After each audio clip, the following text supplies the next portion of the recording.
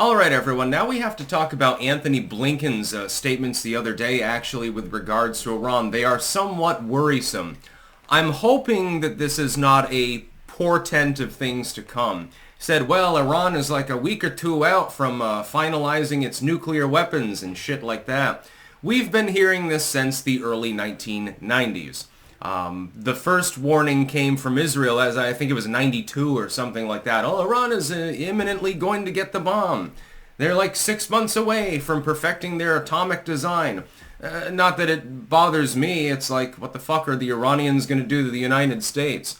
I don't care what they do in their own region. Who gives a fuck? I'm not afraid of Iran, and no Iranian ever fucked me over, so I don't know. Supposedly they're trying to kill Trump, but it looks like domestic terrorists are, trying that already, so I'm not too worried about the Iranians. I think the logistics are a little bit more difficult than if you're homegrown. It's inexplicable. I mean, the timing couldn't be crazier, by the way. The Biden administration is scrambling, right? And so my worry is that they're going to start a war with the Iranians in order to try to get Americans to stay with Joe because, well, we can't switch, captains in the middle of the storm or something like that. And people sometimes do have that mentality. What I'm worried about, therefore, is socio-political intrigue. I'm not worried about I don't think that Iran is actually going to perfect an atomic bomb in the next couple of weeks. I don't believe what Blinken is saying. I've been warned about this since I literally when I was a little fucking kid, like still practically in diapers, and it's never actually happened. The Israelis keep bombing their nuclear sites, and Syrian sites as well. They had a reactor they were trying to set up, and that one got stealth bombed, I think, in 2006, if I remember correctly. I'm not worried about the Iranians. I'm worried about the U.S. response to the claim that Iran has the bomb or something like that, causing a wider regional conflict in the process probably, by the way. You've already got a war going on between Israel and Palestine. You've already got crazy shit going on in Syria. Their civil war hasn't technically fully ended. Assad is still in power, but, you still have problems. ISIS is still wandering around in North Africa. You've still got Al-Qaeda movements all around the Central Asian region, etc., etc., etc. It's basically a powder keg. Imagine you're working in a fireworks factory. This happened in Enschede, where I was living in the Netherlands, by the way, at one point, and it's quite something when you see the footage of it. And you're like, well, I think I'll have a smoke.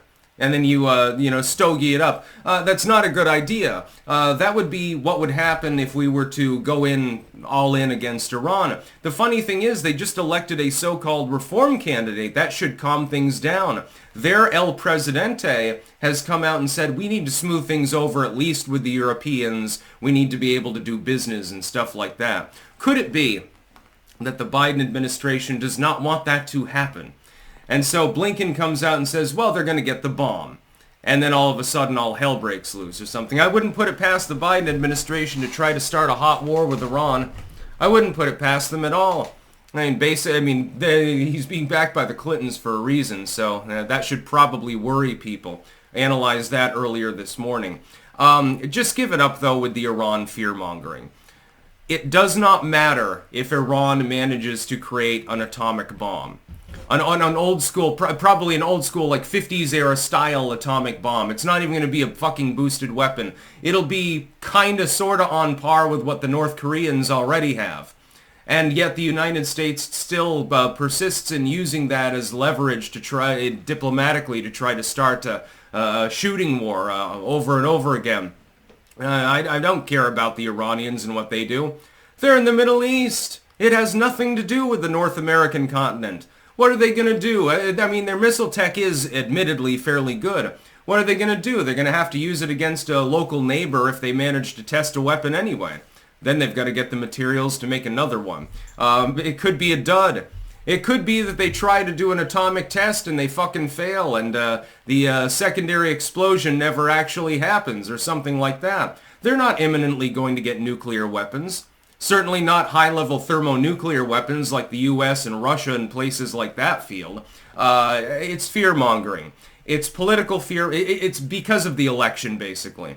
The United States government, the current administration, is trying to scare people into thinking that there's going to be combat with Iran. Therefore, again, you can't switch captains in the middle of a storm.